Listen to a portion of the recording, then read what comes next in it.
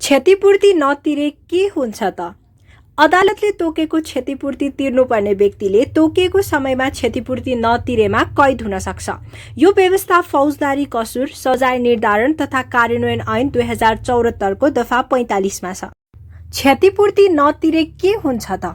यदि कसैलाई अदालतले क्षतिपूर्ति तिर्न आदेश दिएको छ र त्यो व्यक्तिले तोकेको अवधिभित्र रकम नतिरेमा अदालतले त्यस व्यक्तिको सम्पत्ति जफत, जायजात कन्फिस्केसन गरेर पीडितलाई क्षतिपूर्ति भराइदिन सक्छ।